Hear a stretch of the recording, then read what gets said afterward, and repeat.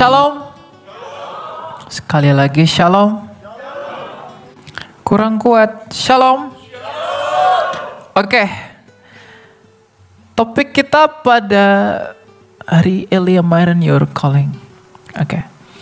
Hari ini kita akan belajar firman Tuhan dari Kisah Rasul 4 ayat 12. Lagi dan lagi, kemanapun saya pergi, saya akan selalu bawa ayat ini dan saya akan menurunkan tema, mengapa harus Yesus. Jadi, pada hari ini di Gereja Harmoni, kita akan belajar mengapa kamu harus beriman kepada Kristus. Banyak di antara kita mungkin percaya kepada Kristus karena memang Anda terlahir dari keluarga Kristen. Atau karena ikut-ikutan dan lain sebagainya. Ada yang belum dibaptis? Apakah ada yang belum dibaptis? Boleh tunjuk tangan? Semua sudah dibaptis? Yang tidak tunjuk tangan? Ada yang belum dibaptis tapi tidak mau tunjuk tangan? Belum ada. Oke, jadi saya berharap semua di sini sudah dibaptis dan akan dibaptis. Mungkin Anda setelah mendengarkan ini, Anda harus memutuskan kenapa saya harus dibaptis. Oke. Kisah Rasul 4 ayat 12 berbunyi, ini surat dari Rasul Lukas, penulis Kisah Rasul. Dan keselamatan tidak ada di dalam siapapun juga selain di dalam Dia. Dia di sini adalah Kristus.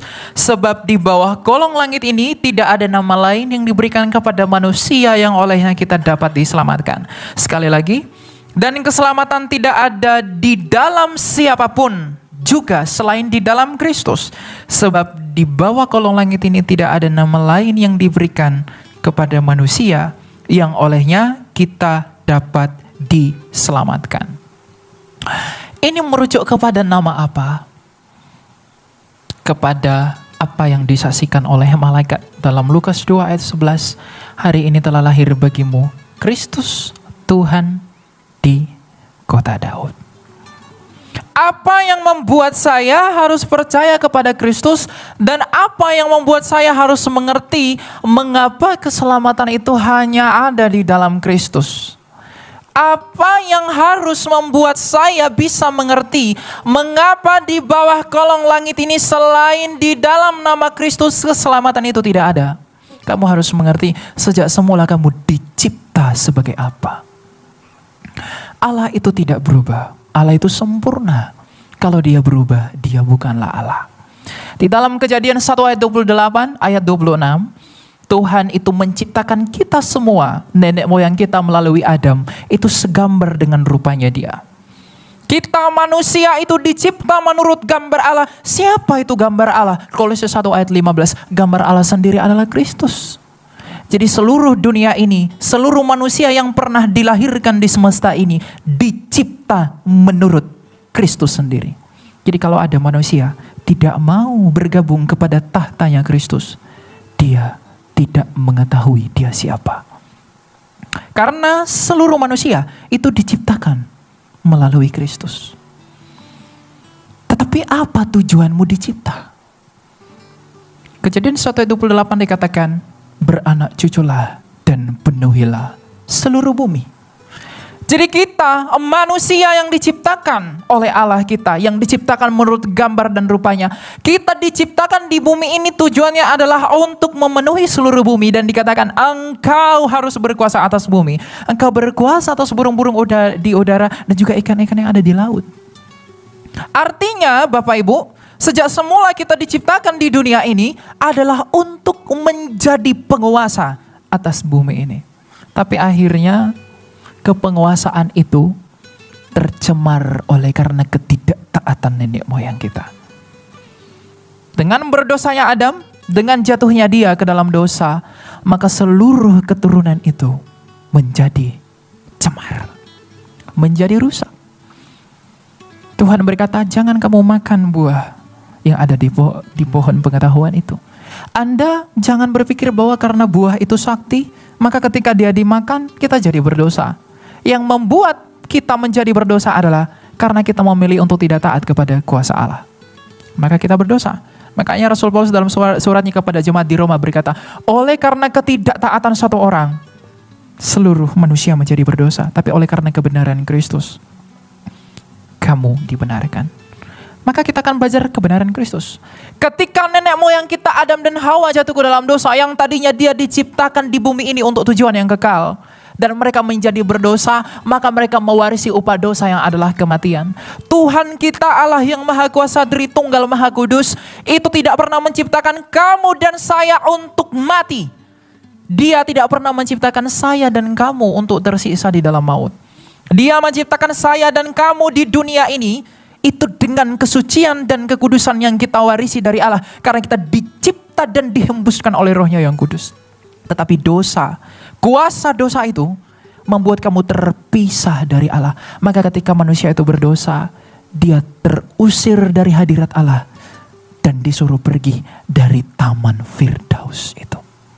Ketika manusia itu sudah jatuh ke dalam dosa, maka sakit penyakit, penderitaan, kesusahan, duka cita, ratap tangis dialami oleh manusia. Anda berpikir sampai sekarang Anda bekerja cari duit untuk makan itu karena apa? Karena dosa. Anda sakit itu Anda berpikir karena apa? Karena dosa. Sekaya apapun orang, dia pasti mengeluh. Itulah upah dosa. Dan siapakah yang luput dari dosa di semesta ini? Siapakah yang lepas dari dosa di semesta ini? Siapakah yang tidak pernah menderita di dunia ini? Semua orang telah mengalami kenyataan yang pahit bahwa kita semua menderita oleh karena dosa. Maka karena kepahitan dari dosa itu, kita semua harus mati di bawah kuasanya. Karena kita memilih untuk tidak taat kepada Allah. Maka kabar baiknya, ketika manusia itu jatuh ke dalam dosa, yang Tuhan janjikan itu adalah Mesias. Tuhan tidak berkata kepada Adam dan Hawa, aku akan memberikanmu sebuah agama yang harus kamu yakini agar kamu selamat. Ketika manusia itu jatuh ke dalam dosa, Tuhan tidak menjanjikan aku akan memberikanmu satu sistem untuk kamu anut. Tapi ketika manusia itu jatuh ke dalam dosa, yang Tuhan janjikan adalah keturunan perempuan ini akan meremukkan kepala iblis, dan iblis akan meremukkan tumit anak itu. Dan semua para nabi sejak zaman Musa selalu bernubuat. Musa mengatakan bahwa akan seperti aku. Mika mengatakan dia akan lahir di kandang domba Ve'atah Migdal Eder. Yesaya mengatakan dia akan mati di antara dua penjahat. Dia mati bukan karena kesalahannya, tapi dia mati oleh karena pelanggaran kita. Daud mengatakan ia akan mengucapkan Eli Eli lama sabachthani ketika tangan dan kakinya terpaku. Seluruh para nabi selama 2000 tahun menanti-nanti pribadi itu.